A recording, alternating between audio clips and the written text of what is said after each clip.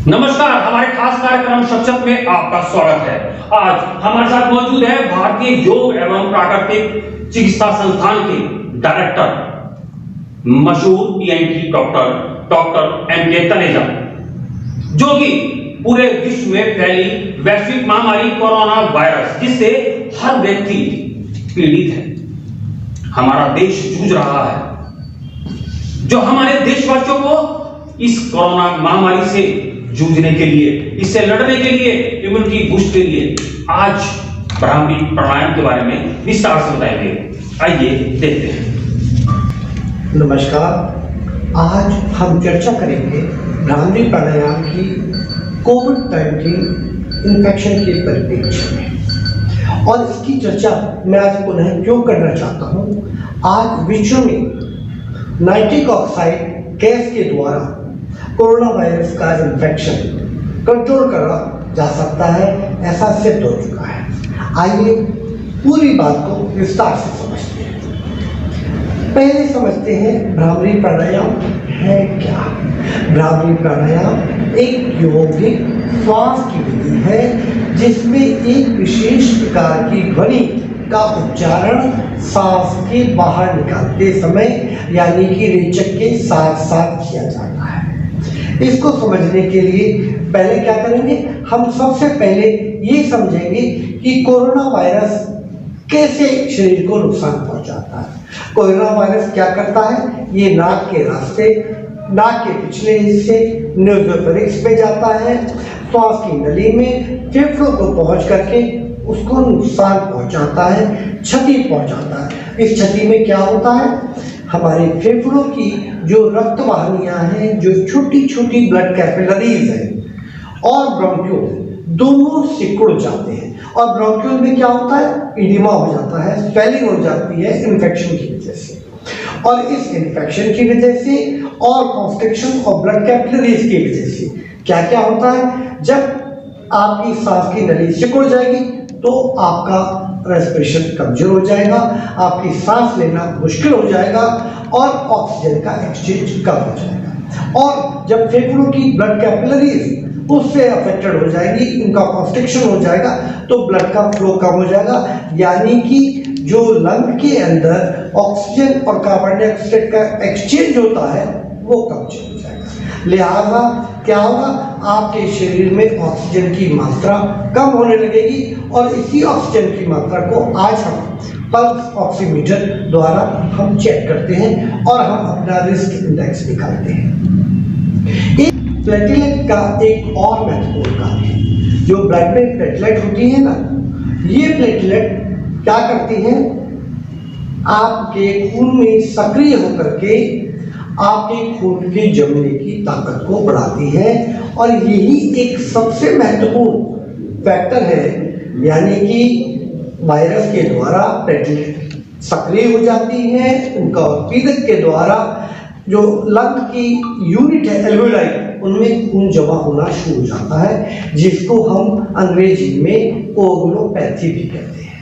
तो ये तीन नुकसान हमारे शरीर में होते हैं, और जैसे जैसे हमारे ऑक्सीजन की कमी होती है, ब्लड क्लॉट जमा होता है और हमारे शरीर को ऑक्सीजन की मात्रा कम होती चली जाती है, और फलस्वरूप जीवन की क्षति हो जाती है, जीवन का अंत हो जाता है।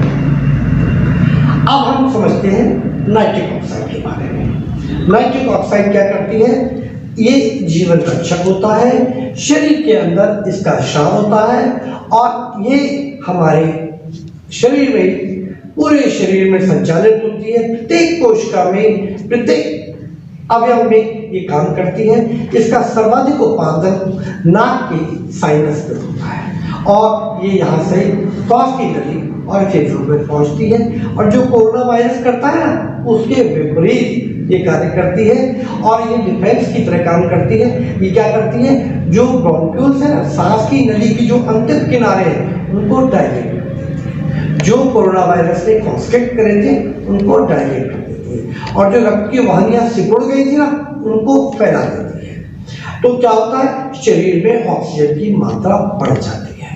और क्या होता है, जो नाइट्रिक ऑक्साइड है ना, जो शरीर में प्लेटलेट की अति सक्रियता हो रही थी, उनका उत्पीड़न हो रहा था, उसको शांत करके खून की जमने की क्रिया को कम करती है। तो इससे क्या होता है, ये एंटीकोगुलेंट की तरह काम करती है, ब्लड थिनर की तरह काम करती है, जिसके लिए हम इकोस्प्रिन का इस्तेमाल करते हैं। इकोस्प्रिन के ऊपर मैं एक बात और बताना चाहूँगा, जो हार्ट के रोगी इकोस्प्रिन लेते हैं ना, उसकी जगह वो भ्रामरी प्राणायाम से इसका लाभ ले सकते हैं। और इस प्रकार अब आप समझ गए होंगे कि नाइट्रिक ऑक्साइड भ्रामरी प्राणायाम से पैदा होती है, और भ्रामरी प्राणायाम के द्वारा हम फेफड़ों में होने वाली क्षति को कम कर सकते हैं, समाप्त कर सकते हैं, रोग से बचाव हो सकता है, रोग का निदान हो सकता है। मैंने अभी आपको बताया ना, नाइट्रिक ऑक्साइड का उत्पादन सर्वाधिक नाक से होता है, और नाक में जब हम गुंजन करते हैं तो उसका अधिकतम उत्पत्ति होती है। पर एक बात बताना चाहता हूँ कि अक्सर लोग क्या करते हैं, भ्रामरी में अकार और उकार का लंबा करते हैं। कैसे करते हैं, ओ,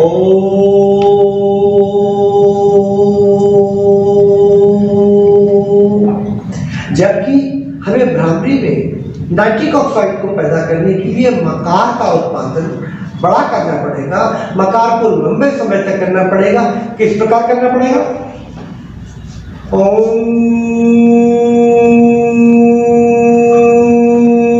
मैं पूरी विधि को आपको अंत में समझाऊंगा। एक बात और भी है, बहुत से योग साधक क्या करते हैं, छोटा छोटा ओम का उच्चारण करते हैं 1 मिनट से 20 से 30 बार। कैसे, ओम ओम ओम। ये चैंटिंग का लाभ तो दे सकता है, माइंड को रिलैक्स तो कर सकता है, परंतु नाइट्रिक ऑक्साइड पैदा करने में सफल है। तो हमें क्या करना है, हमें निरंतर करना है। और ये जो हम ओम का बार बार उच्चारण करते हैं या मुंह से सांस लेते हैं, तो मुंह के सांस लेने से क्या होता है, हमारे पिघला नाड़ी सिंपैथेटिक नर्वस सिस्टम जागृत हो जाता है, स्टिमुलेट हो जाता है। और जब ये सिंपैथेटिक नर्वस सिस्टम जागृत होता है ना, तो क्या होता है, हमारी सांसों की गति तेज हो जाती है, दिल की धड़कन बढ़ जाती है, ब्लड में बॉडी में फ्री रेडिकल्स आते हैं, कॉर्टिसोल का उत्पादन बढ़ जाता है। और आप जानते हैं, जब कॉर्टिसोल का उत्पादन होगा तो डायबिटीज बढ़ेगी, हाइपरटेंशन बढ़ेगा, स्ट्रेस बढ़ेगा, और क्या होगा, धीरे धीरे शरीर में कैटाबॉलिक एक्टिविटी होगी, जिस पे योग में, आयुर्वेद में हम वात दोष कहते हैं। तो कैटाबॉलिक एक्टिविटी के कारण आपका जो एजिंग प्रोसेस है, शरीर का जो डिजनरेशन है, वो फास्ट हो जाएगा।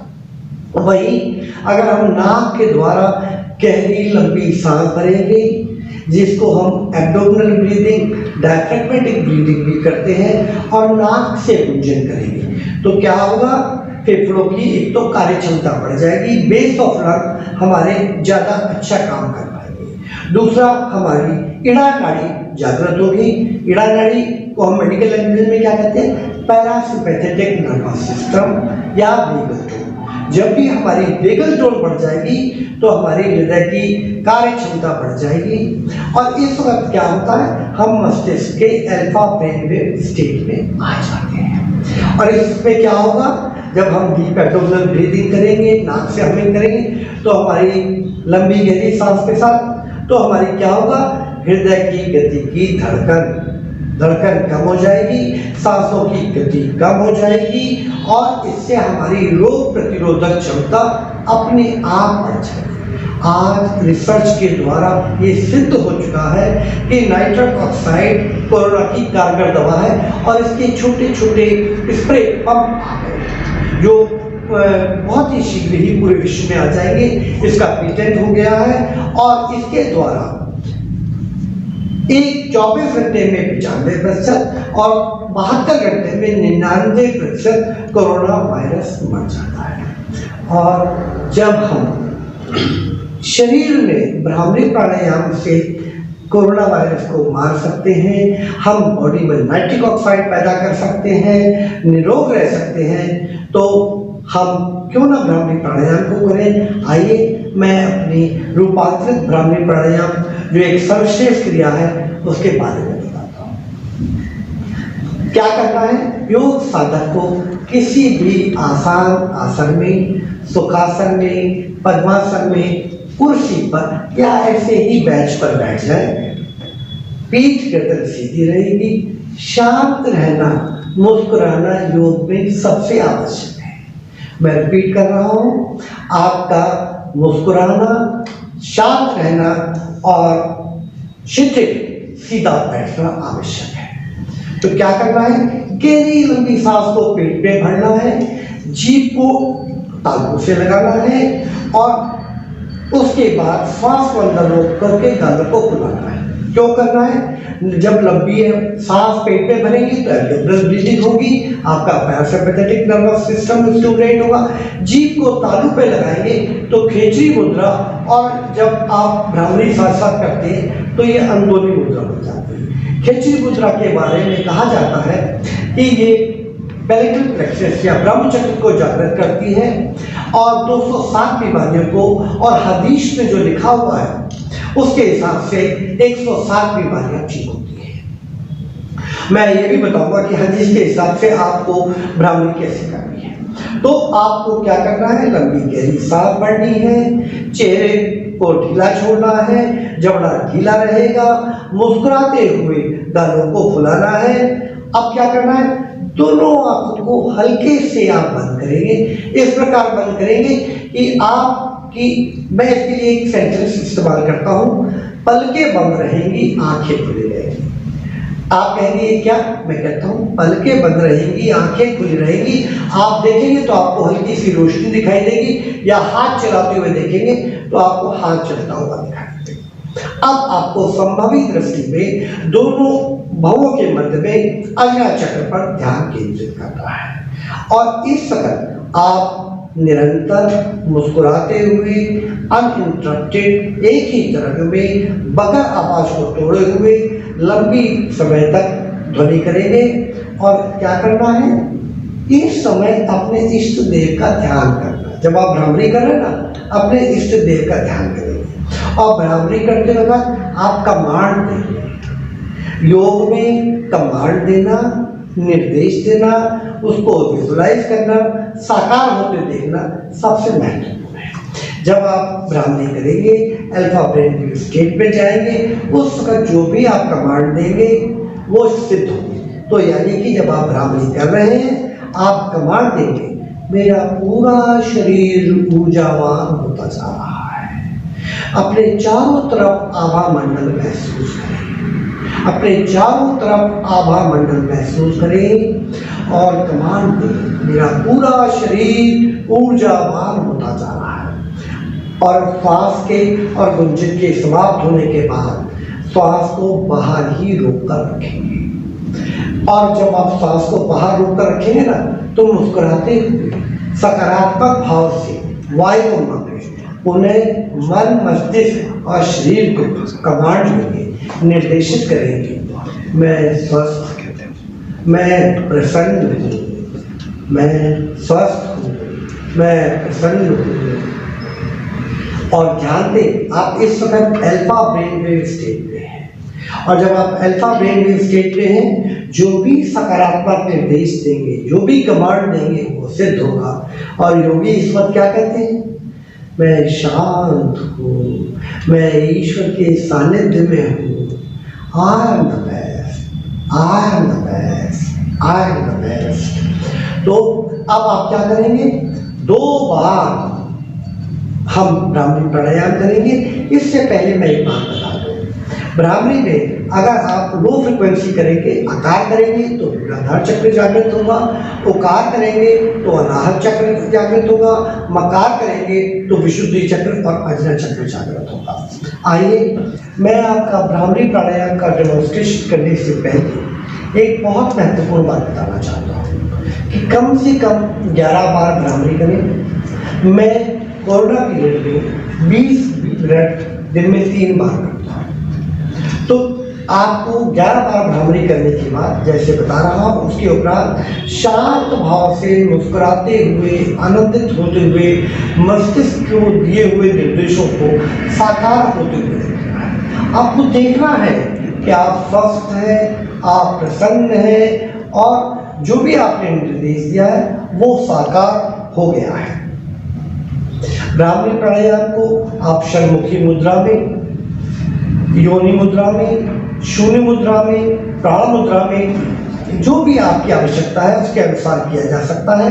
कोरोना के रोगी को शून्य प्राण मुद्रा में करना चाहिए, योगी को और सिद्ध करने के लिए स्टूडेंट को शून्य मुद्रा में करना चाहिए। और मैं मानता हूं कि शून्य मुद्रा में आपके भाव शून्य हो जाते हैं, आप अल्फा ब्रेन वेव स्टेट में जल्दी जाते हैं, उस वक्त फील गुड हार्मोन रिलीज होते हैं, आपका हाइपोथैलेमस, पिट्यूटरी, पिनियल ग्लैंड अच्छा काम करती है। तो आइए हम प्रारंभ करते हैं भ्रामरी प्राणायाम को। कैसे करेंगे? लंबी गहरी सांस पेट में भरेंगे और उसके उपरांत जीभ को तालू से लगाएंगे, गालों को फुलाएंगे, जबड़े को ढीला छोड़ेंगे, चेहरे पे मुस्कुराहट रहेगी। लंबी गहरी सांस बढ़ते हुए आप भ्रामरी प्राणायाम करेंगे। प्राणायाम खत्म होने के बाद आप सांस को बाहर रोक के रखेंगे और उस वक्त आप कमांड देंगे। ध्यान दें, मैं पहली बार पूरा भ्रामरी आपके साथ करूंगा, दूसरी बार मैं शुरुआत करके आपको कराऊंगा और आपको उस वक्त मैं कमांड दूंगा आपकी आभा मंडल के बर्थडे के लिए आपकी सब भावों को जागृत करेंगे। आइए प्रारंभ करते हैं।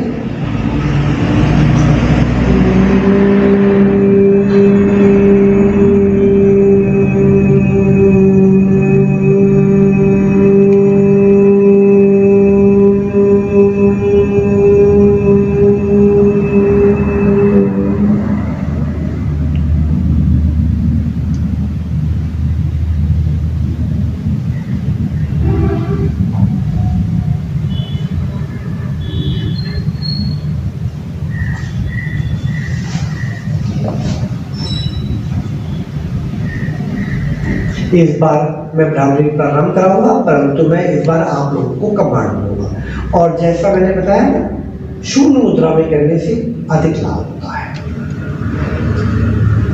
शून्य मुद्रा में दोनों हाथ कोहनियों पे रखते हुए घुटनों पे रख करके बैठ जाएंगे। प्रारंभ करते हैं।